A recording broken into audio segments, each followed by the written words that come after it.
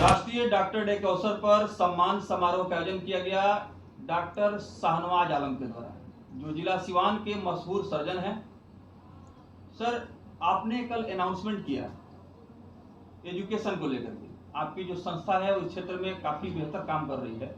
खासतौर पर लोगों से क्या मैसेज देंगे अपने संस्था के लिए? सबसे पहले मैं आप सबका मीडिया बंधुओं का शुक्रिया अदा करना चाहता हूं। इस तरह के काम कई सारे लोग और भी कर रहे हैं, डॉक्टर्स भी कर रहे हैं, बाकी समाज सेवी भी कर रहे हैं, लेकिन आपकी मेहरबानी जिन पे होती है उनकी बात जनता तक पहुंच पाती है। तो आप सब मीडिया बंधुओं का मैं तहे दिल से शुक्रिया अदा करना चाहता हूं। कल डॉक्टर्स डे था। डॉक्टर BC रॉय, जो बंगाल के प्रथम चीफ मिनिस्टर भी रहे हैं, उनके सम्मान में भारत के डॉक्टरों के सम्मान के लिए एक दिन घोषित किया गया है। डॉक्टर्स के लिए तो हर दिन डॉक्टर डे है भाई। सुबह उठना है, मरीज़ देखना है, रात में ऑपरेशन करने हैं, राउंड लेना है, सो जाना है, फिर सुबह उठ के यही काम है। लेकिन समाज का भी शुक्रिया अदा करना चाहते हैं हम लोग कि एक दिन हमारे लिए लोगों ने कहा है, डॉक्टर्स डे की एक घोषणा की है। ख़ास तौर पे मैं पर्सनली ये महसूस करता हूँ कि जितना सम्मान और आदर और वैल्यू समाज ने हमें दिया है, हम डॉक्टर्स को दिया है, तो ये हमारी कोशिश पिछले कई सालों से हम समाज सेवा के क्षेत्र में काम करने की कोशिश करते हैं। सर सैयद रिफॉर्मेशन सेंटर के द्वारा हम लोग नशा मुक्ति और करियर काउंसलिंग की सुविधाएं मुफ्त उपलब्ध करा रहे हैं। इसके साथ सिलाई कढ़ाई सेंटर की सुविधा है और लड़कियों के लिए उड़ान क्लासेस पिछले 6 सालों से हम लोग चला रहे हैं, जो अलग अलग कंपटीशंस के लिए बच्चों की तैयारी कर रहे थे। पिछले साल से इत्तेफाक की बात है कि 1 जुलाई 2025 से ही वो क्लासेस की शुरुआत हुई थी। सर सैयद विजन 50 के तहत हम लोगों ने पिछले साल 250 बच्चों के लगभग बच्चों को मेडिकल इंजीनियरिंग की तैयारी की। मैं आपके चैनल के माध्यम से लोगों से भी दुआ करूँगा कि इन बच्चों के लिए दुआ करिए। नीट का एक एग्ज़ाम कैंसिल हो चुका है, बच्चों ने दोबारा एग्ज़ाम दिया है। आपने पूछा था कि क्या कहेंगे जनता से यही कहेंगे। पहली बात तो ये है कि इन बच्चों के लिए दुआ करिए। ये बच्चे जो दिन रात मेहनत कर रहे हैं, ये बच्चे समाज के उस वर्ग के बच्चे हैं जिनको संसाधन की थोड़ी कमी है। ये बच्चे उस समाज के वर्ग के बच्चे हैं जिनकी अगर आप मदद करेंगे, जिनकी आप दुआ देंगे, ये कामयाब होंगे। तो बच्चे कामयाब होने के बाद समाज को दोबारा देने की कोशिश करेंगे। इस बात की गारंटी तो मैं दे रहा हूँ। उन बच्चों से गाहे बगाहे मेरा इंटरेक्शन होता है।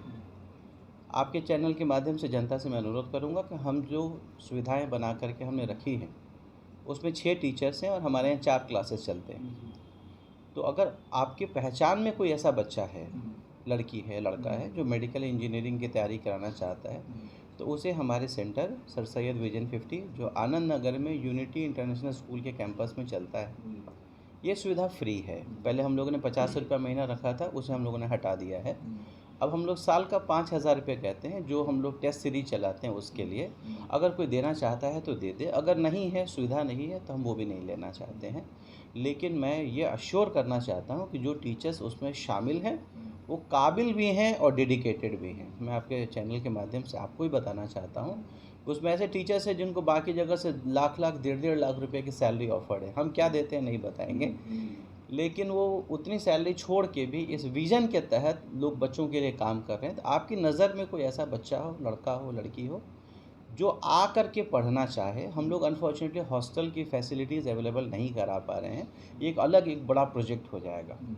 तो समाज के अगर प्रबुद्ध लोग, कुछ ऐसे लोग भी हैं जो इसमें हमारी मदद करना चाहते हैं, वो पैसा ले करके बच्चों को रखें। हमारी तरफ से फ्री है। बाहर जहानाबाद के बच्चे हैं, मोतिहारी से भी बच्चे हैं, इसके अलावा गोरखपुर से भी कुछ बच्चे आए हैं जो यहाँ बाहर कमरे लेकर के तैयारी कर रहे हैं। तो इन बच्चों की आप किसी भी रूप में मदद करना चाहते हैं, किताब कॉपी की शक्ल में, आप थोड़ा उनके आकर एक मोटिवेशनल लेक्चर लेना चाहते हैं, ये जो बच्चे पढ़ रहे हैं, अगर आप उनके लिए कभी जूस, पानी, इस तरह की चीज़ें ला करके अगर आप देना चाहें, ये हौसला अफजाई होती है। पिछले 1 साल से हम लोगों ने चलाया है, समाज की दुआएं मिली है।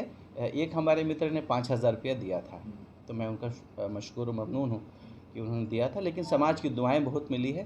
तो इसमें मेरी समझ ये है कि पैसे से ज़्यादा लोगों की दुआओं की और इस मामले में मदद की ज़रूरत है कि एक ज़रूरतमंद को और एक टैलेंटेड बच्चे को अगर इस प्रोसेस में डालेंगे तो वो बच्चा क्वालिफाई हो जाए, इसकी प्रोबेबिलिटी ज़्यादा है।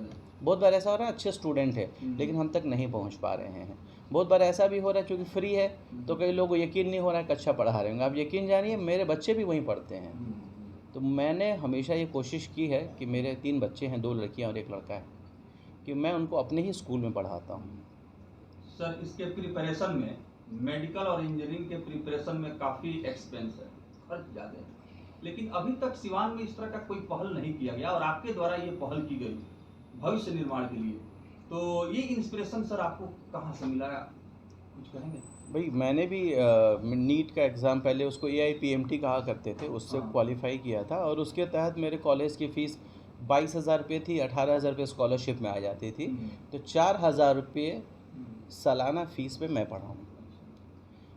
आपने कहा मेडिकल की तैयारी में खर्च है, हाँ है। उसके खर्च के 3 पार्ट हैं। पहला तो किताब और ये सब स्टेशनरी वगैरह की रिक्वायरमेंट है।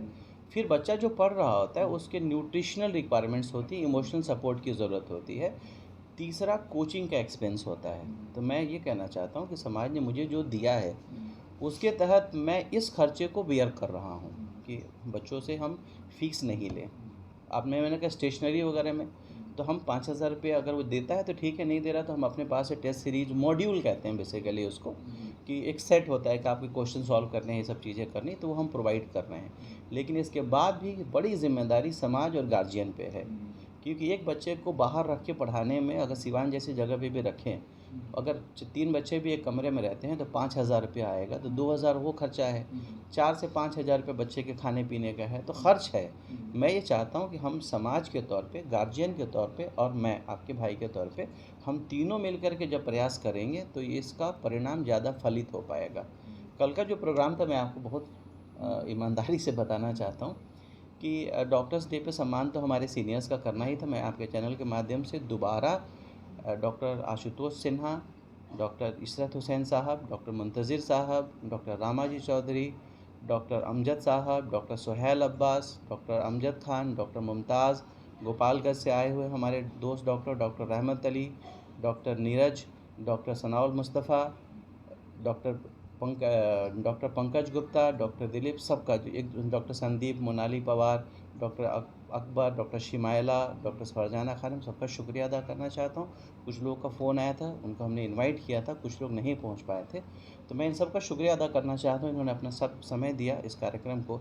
लेकिन मेरा ज़्यादा पर्पज़ था कि इस मौके पर हम ये बता पाएँ कि ये जो, इसमें से ज़्यादातर लोग वैसे तो जो साधारण परिवेश से निकल के आए हैं, डॉक्टर बने हैं, उनका जीवन बदला है, अब समाज में कंट्रीब्यूट कर रहे हैं। तो असल मैसेज ये था, हम लोगों को ये समझा पाएँ कि अगर आप अपने बच्चों पे थोड़ा इन्वेस्ट करने को, थोड़ा इमोशनल सपोर्ट करने को सब तैयार हैं, तो हम लोग एजुकेशनल और फाइनेंशियल सपोर्ट देने को तैयार हैं, और तब हम समाज के उस वर्ग के बच्चों को आगे ले आ पाएंगे जिनको वाकई इस चीज़ की ज़रूरत है।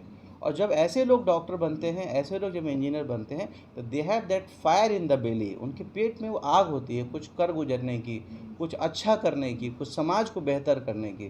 तो हमारी कोशिश ये है कि हम समाज से ऐसे साधारण वर्ग से बच्चों को निकालें जो अपने जीवन को बेहतर करना चाहते हैं, अपने परिवार को बेहतर करना चाहते हैं और समाज को कंट्रीब्यूट करना चाहते हैं। बहुत बहुत धन्यवाद सर। धन्यवाद, थैंक यू।